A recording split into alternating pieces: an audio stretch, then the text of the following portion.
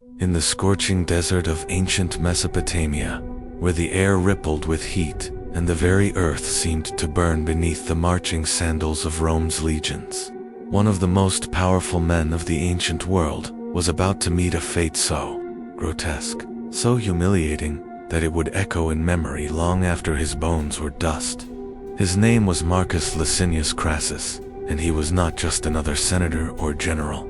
He was the wealthiest Roman who had ever lived, a man whose fortune outshone temples of marble and whose name was spoken in awe and resentment across the empire.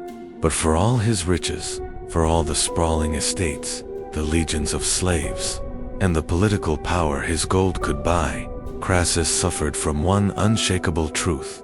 In Rome, wealth without military glory was a hollow crown. At the time, three men shared the mastery of Rome, bound together in what history calls the First Triumvirate. There was Gnaeus, Pompeius, Magnus Pompey, the Great, the seasoned general whose victories had brought Rome control of the Mediterranean. There was Gaius, Julius Caesar, the rising star, a man of cunning brilliance whose conquest of Gaul had turned him into a living legend.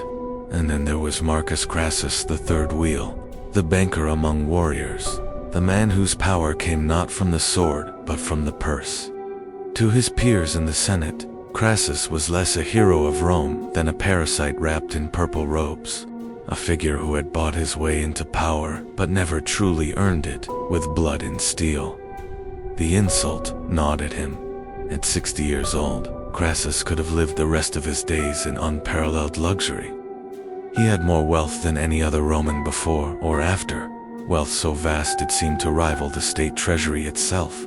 But luxury meant nothing if Rome remembered him only as a merchant of coin. He craved what Pompey and Caesar possessed, the immortal fame of the battlefield, the taste of triumph, the roar of soldiers hailing him imperator, the thunder of his name etched into Rome's eternal story. And so, to wipe away the sting of being forever mocked as the lesser man of the triumvirate, Crassus set his sights on a conquest that he believed would bring him glory, wealth, and honor beyond imagining. He would march east into the lands of the Parthian Empire. The Parthians were no petty kingdom. Their empire stretched from the Euphrates to the Indus, guarding the lucrative silk and spice routes that bound the Roman world to the mysterious riches of the Far East.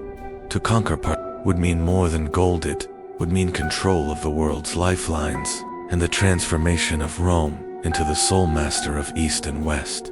For Crassus, the invasion promised something even greater, the chance to stand as an equal to Caesar and Pompey, to be remembered not just as Rome's richest man, but as one of its greatest conquerors. The Senate, wary of his ambitions, refused him the traditional declaration of war. But Crassus was not a man to let legality stand in his way. He pressed forward regardless, convinced that destiny had saved its greatest triumph for him. In 55 BCE, he arrived in Syria as governor, immediately throwing himself into preparations for the grand invasion. He ignored the warnings of seasoned commanders familiar with Parthian tactics, dismissing their caution as cowardice. To him, the desert kingdoms had always fallen before Roman discipline. Why should Parthia be any different? His confidence was bolstered by intelligence reports suggesting internal strife within the Parthian court, making them appear ripe for conquest. Crassus assembled one of the largest armies ever sent eastward, 7 legions of nearly 40,000 infantry, supported by 4,000 cavalry and as many light troops. Among his officers was his beloved son, Publius, already a proven warrior who had fought with distinction under Caesar in Gaul. The presence of his heir filled Crassus with pride and conviction. This campaign, he told himself, would not only bring him glory but would establish a dynasty of military honor. In the spring of 53 BCE, the invasion began. Roman legions crossed the Euphrates at Zugama, their standards glinting beneath the pitiless sun. The first encounters seemed to prove Crassus right. Local settlements fell quickly or surrendered without resistance, while the flat terrain of Mesopotamia appeared perfectly suited to Rome's heavy infantry tactics. Reports claimed that King Orodes, the second of Parthia, was distracted by internal rebellions, leaving the frontier poorly defended. To Crassus, it seemed that fortune had finally smiled on him, but what he did not realize was that every step deeper into the desert was part of a trap carefully set by the Parthian commander, a young and brilliant general named Serena.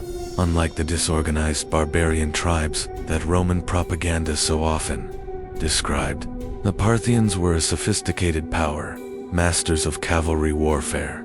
Their strength lay not in static battle lines, but in speed, mobility, and relentless harassment. Their heavy cavalry, the cataphracts, thundered across the battlefield like armored beasts, while their horse archers could unleash storms of arrows from distances Roman soldiers had never faced before. Serena's strategy was clear: draw the Romans away from their supply lines, lure them into the barren heart of Mesopotamia, and then bleed them dry with endless harassment. Skirmishes were staged not to defeat the Romans outright, but to exhaust them, to lure them forward with the illusion of weakness. Parthian scouts appeared on distant ridges, watching, vanishing, reappearing, creating an atmosphere of constant unease. Supply convoys were ambushed, soldiers were deprived of sleep, and the oppressive desert sun did the rest. As the days turned into weeks, the mighty Roman war machine began to falter. The legions, invincible in the forests of Gaul or on the shores of the Mediterranean, found themselves vulnerable, sweating, parched, and disoriented in terrain that belonged entirely to the Parthians. Crassus's heavy infantry was too slow to catch the elusive horsemen, and his cavalry too few to counter them. Every mile deeper into Mesopotamia stretched his supply lines thinner, and still he pushed forward. Obsessed with the decisive battle he believed would vindicate his gamble, that battle finally came at a place the Romans would never forget: Carrhae. The Battle of Carrhae began with the rising sun on June 9th, 53 BCE, and by nightfall, the might of Rome had been shattered in a way no one in the empire thought possible. The legions, arranged in their proud formations, found themselves facing an enemy unlike any they had ever fought. From a distance came the thunder of hooves, not the ragged charge of tribal warriors, but the terrifying precision of Parthia's cavalry. The desert air filled with the hiss of arrows as Parthian horse archers unleashed storm after storm upon the packed Roman ranks. Roman shields, designed to deflect spears and swords, proved useless under the constant rain of missiles. Hours passed, and still the arrows fell, as if the very sky had turned against the invaders. Roman soldiers raised their shields in desperate testudo formations, but it was like hiding under wicker against a storm of iron. The tragedy deepened when Publius, Crassus, young, bold, and eager to prove himself, led his cavalry in a daring charge against the Parthian center. For a brief moment, hope flickered among the Romans, but it was a trap. Parthian cataphracts absorbed the charge with their armored lances, while horse archers swarmed the flanks. Publius and his men were encircled, cut down one by one under relentless fire. Surrounded and hopeless, Publius chose to die fighting rather than surrender. His head was severed and paraded before the Roman lines, raised high on a spear. When Crassus saw his son's head displayed by the enemy, something inside him broke. The proud man who had crossed the Euphrates with dreams of conquest was reduced to a trembling shadow. Unable to rally his men, Roman discipline began to collapse. They had not just lost a battle, they had lost the will to fight. That night, Crassus attempted a retreat, hoping to reach the relative safety of Carrhae's walls. But the desert was merciless, and the Parthians were relentless. Exhausted Roman soldiers stumbled in darkness, abandoning armor, weapons, even comrades, as Parthian scouts harassed them like vultures, circling the dying. By dawn, what had once been one of the greatest armies Rome had ever assembled was reduced to a broken mob of survivors. Thousands lay dead or captured, The eagles, the sacred standards of the legions, were lost to the enemy, a humiliation greater than death. Rome had not suffered a defeat of this magnitude in living memory. Serena, the Parthian commander, could have annihilated the remnants outright, but instead he chose something more devastating. He sent envoys under flags of truce, offering a chance to negotiate safe withdrawal. It was a masterstroke of psychological warfare. Crassus, desperate to salvage some shred of dignity, agreed to the parley despite the warnings of his officers. Some suspected treachery, others urged him to refuse. But Crassus clung to the illusion that negotiation could save his shattered army. Perhaps, deep inside, he also feared returning to Rome in disgrace. To him, there was no greater horror than being remembered as a failure. The meeting took place on neutral ground, with both commanders accompanied by small entourages. But almost immediately, tempers flared. Accounts differ. Some say mistranslations sparked the chaos. Others claimed the Parthians had planned betrayal from the start. What is certain is that violence erupted. In the struggle, Crassus was seized. The richest man in Rome, once master of estates and armies, found himself a prisoner, stripped of command, standing helpless before the man who had destroyed his army and killed his son. For Serena and the Parthians, Crassus's capture was not merely a military victory, was an opportunity for symbolic justice. Crassus had invaded without cause, driven not by duty or Rome's defense, but by greed. He embodied everything the Parthians despised about Rome's insatiable hunger for conquest. His death would not be ordinary. It would be a message carved in fire and gold. The decision was made. Crassus would be executed in a manner befitting his crime. The metal he had worshipped all his life, the gold he had valued above honor and humanity, would be the instrument of his death. Parthian craftsmen prepared the execution. Gold was melted until it flowed like liquid fire, glowing white-hot, a substance at once beautiful and lethal. Before an assembly of nobles, soldiers, and captured Romans, Crassus was brought forth. He was forced to his knees, his mouth pried open by soldiers who denied him even the dignity of final words.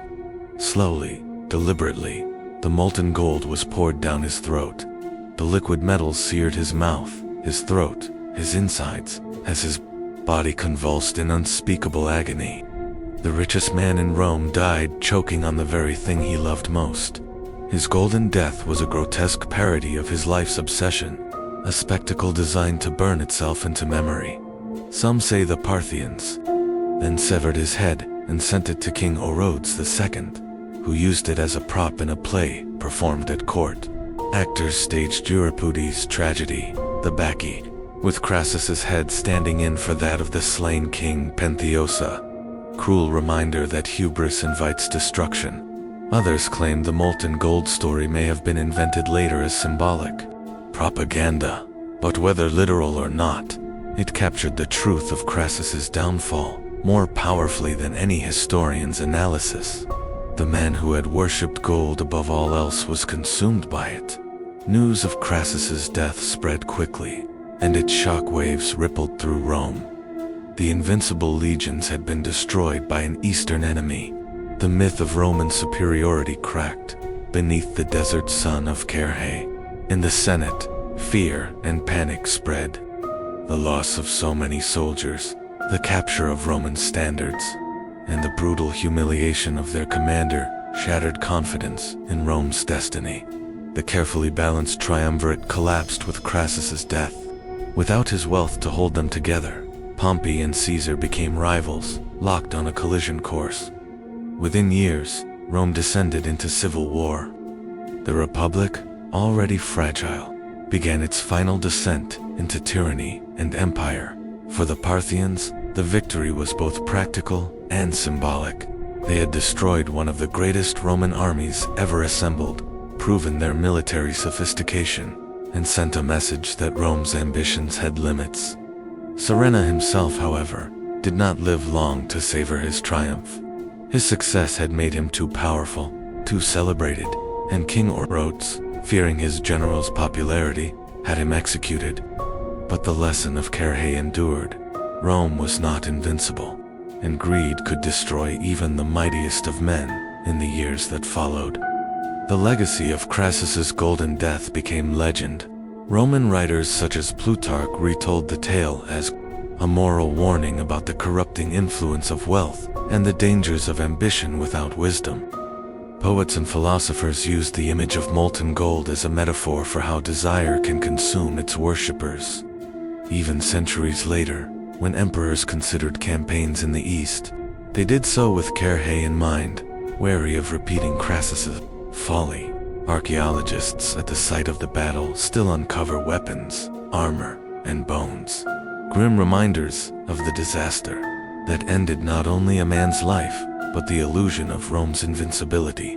The story of Marcus Licinius Crassus endures, because it speaks not only to the past but to the present.